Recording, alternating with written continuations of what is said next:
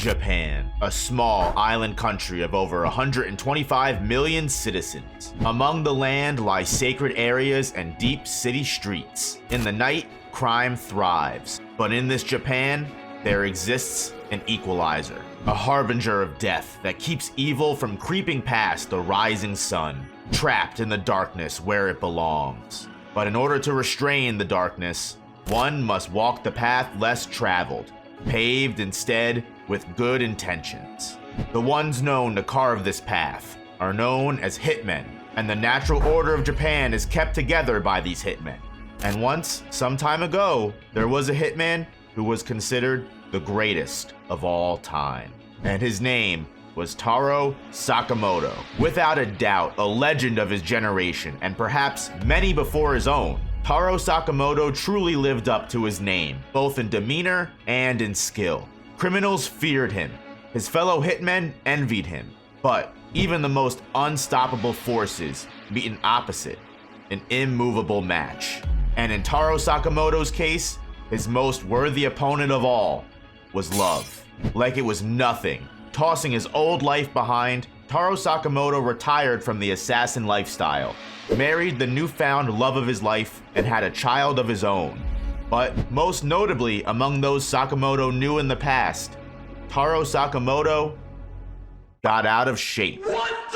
One of the newest additions to Shonen Jump, starting serialization in November of 2020, both written and illustrated by Yuto Suzuki. Sakamoto Days combines both satirical and more adult-themed comedy along with stunning and memorable choreography in a pace that keeps you excited to see what's next, and yet not finding any boredom in the repeat action and plot contrivances that allow the narrative to continue down the specific path it finds necessary to give us the most satisfying ride on this journey. Born out of a one-shot titled simply Sakamoto, released the previous year, Sakamoto Days follows the story of said Taro Sakamoto, previously unrivaled hitman, who was just trying to live an honest life with his wife Aoi Sakamoto and child Hana. Having now opened up a simple convenience store named after their last name, intending to settle down in a humble role as jack of all trades for the community he has decided to set up shop in. A common place frequented by children and other neighborhood characters alike, the quiet, aloof Sakamoto is able to blend in fairly easily in such a quaint, homey environment. Known for always being a man of few words, he's able to fade into the background of this town for over 5 years without a hitch. This time of peace displayed quite shamefully in the added pounds of weight put on to the once great assassin and his new laid-back personality. However, this calm life is shattered by the arrival of an old co-worker of Sakamoto's, Shin Asakura, a clairvoyant capable of reading people's thoughts. Shin shows up after 5 years of silence in an attempt to re-recruit his old friend back into the world of hitmen, completely unable to grasp any understanding of why Taro would waste his talents for such a boring existence. Able to read minds though, Shin immediately gets the hint that Sakamoto has no intentions of returning to his former glory, having found true happiness where he exists as of now. But he quickly reminds Shin that despite his resignation to the assassin world, he's still capable of eliminating any threats that may come his way. A statement Taro himself actually has to make good on a lot sooner than he had hoped. Shin was ordered to take Sakamoto out if he doesn't return, but he's immediately turned on his head when trying to make good on that promise. Sakamoto still retains enough finesse to block a fired bullet from Shin's gun with a cough drop. You heard me, a cough drop. Sakamoto then proceeds to use his own store's stock of cream puffs and band-aids to immediately reverse the situation back onto Shin, waking up after being knocked unconscious to a warm cooked dinner with Sakamoto and his family. In one short night, Shin is blessed with an amazing meal made with love for the first time in his life, something he's never experienced in all of his years as a hitman. Understanding almost instantly why and how Taro could leave his prestigious career behind, there exists more than individual reputation and obligations to your career. Family triumphs all. And in Sakamoto Days, this might just be the single primary message that can be felt in every chapter. With every page turned, the author Yuto Suzuki puts across a theme of cherishing your loved ones and what people will go through in order to protect those loved ones. For a Shonen Jump series, the author is really able to harp on very adult themes, despite it possibly flowing over most younger readers' attention spans. Regardless, being great lessons for any who are willing to listen to what Suzuki is spitting, Taro Sakamoto is someone who will go to hell and back for his family, even at the cost of his own life or reputation, taking on any threat, large or small, if it means keeping those he loves safe. His own wife, Aoi Sakamoto, not even having a sense of fear anymore, knowing full well if there's ever any danger coming her way, her beloved husband can't be far behind. Something that Sakamoto always makes good on, even restricted behind the family rules that she, his wife, sets upon him. You see, coming from the crazy, intense life of being a hitman, it was an impossible culture difference having a convenience shop worker and assassin attempt to put a healthy life together. Early on into their relationship, staking their love on the line, Aoi reached an ultimatum with Taro that the man himself has made sure to honor in the love and confidence him and his wife share every day. Absolutely, positively, no killing. If Taro Sakamoto again ever takes a single life, he loses everything that makes his own life worth living. And that's not a sacrifice Sakamoto is willing to make. So even when it comes to rescuing those close to him, Taro has to ensure he does it completely non-lethally. Something that, although the world-class hitman is capable of, doesn't make his job of saving his family any easier. And the Sakamoto family doesn't extend to just his wife and child. The laid-back hitman has always had a soft side and held the ones around him close when he can. And now, with the stability and home life to do so, Taro Sakamoto is not afraid to open up the doors of family to those that may need it desperately. Even after an attempt on his life, Sakamoto still tells Shin to make sure he comes back to his shop one day to visit. And later, when Shin is about to lose his own life because he's unwilling to take Sakamoto's, brushing off the dust, old man Taro has no other choice but to flip the switch and step out of the shadows to save a person he once considered a close comrade, arriving in the nick of time to stop a bullet from going right into Shin's skull as the young assassin was fighting to his last breath. Despite being fully out of shape for almost 5 years, Sakamoto takes out the entire crew of low-life assassins without a single shred of effort, completely unlethal in his movements. Sakamoto displays once again that when he comes to protecting those he holds dear, the rust immediately shakes off, making a better use of his bare hands and a mere pocket knife than the group of criminals can use their own firearms. He still is, and always will be, the legendary hitman Taro Sakamoto, something that Shin himself is reminded of, discovering the only reason Taro was able to find out where he was due to a listening device he implanted into his gun, proving that not only does Sakamoto not give out his trust easily, he also only reciprocates when he's fully aware of the other person's intentions.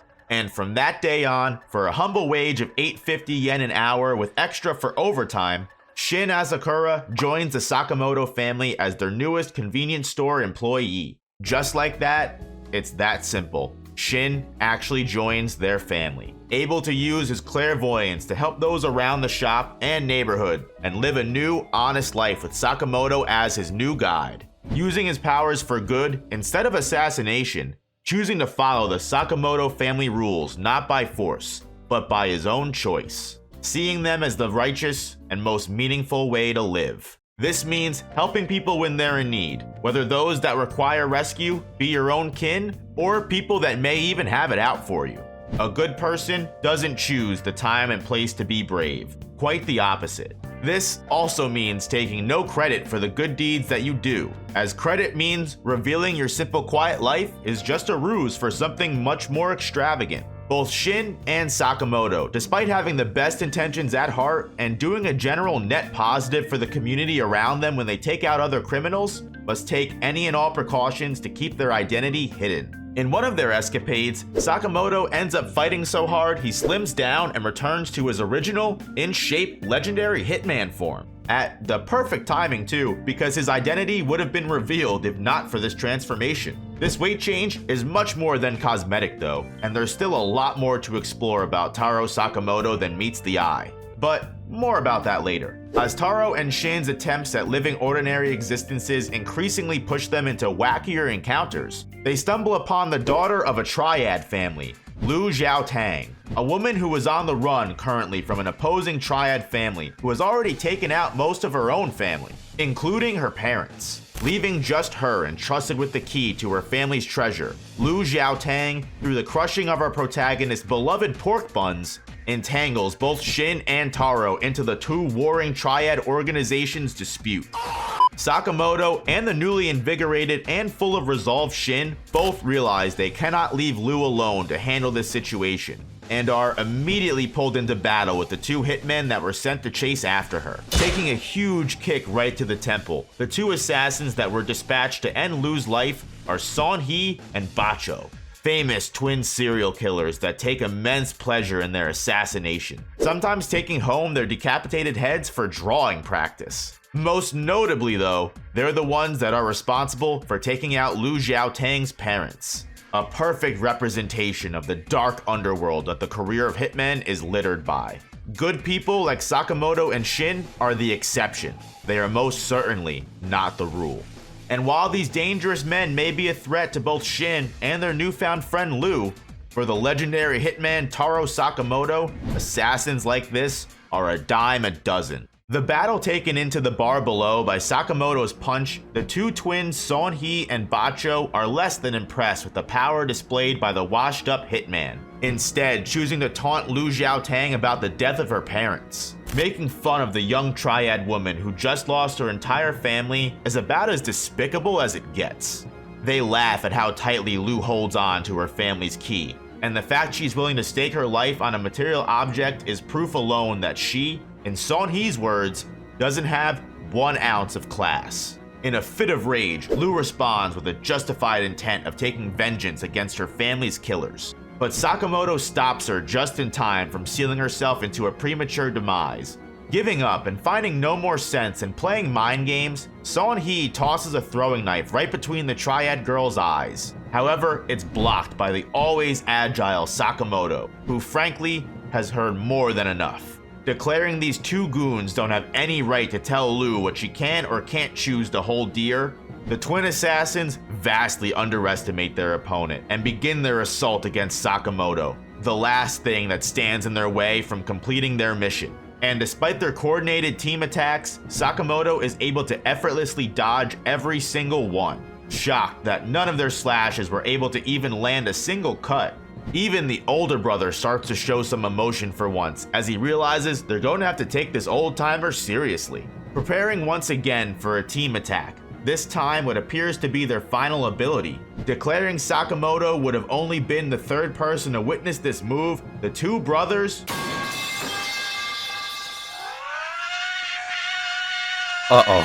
The younger brother is instantly knocked unconscious by a stock pot to the back of the head dealt by an impatient Sakamoto, who then proceeds to completely break Son-hee's ultra-hard chakram with a mere frying pan. At this point, completely out of his league, Son-hee decides it's a better idea to say screw this fight and lunges directly at Lu to finish the job. But unluckily for Son-hee, he's not even safe inside of his own head. Shin the clairvoyant heard his plan loud and clear, and with a rope around the neck from behind, throws the serial killer over his shoulder onto the ground, where Sakamoto is able to deliver a final blow by hard planting a fully stocked refrigerator directly onto Son-hee's torso. Even Lu Xiaotang is at a complete loss for words, unable to process that these two terrifying monsters from her homeland were easily dispatched by two strange shopkeepers. But you don't always get to pick your friends. As Lu Xiaotang and her new allies arrive so she can get her revenge, even she herself begins to embody the lessons and teachings of the Sakamoto family without even knowing it. Just from being around the humble shopkeepers for one day, a connection was formed that could bring about more happiness than any senseless killing ever could. Opening up her family's treasure and discovering a special bottle of sake that her family was saving for when she finally comes of age, she instead chooses to share the riches of this gift from her family with the ordinary, everyday people she met by chance that saved her life.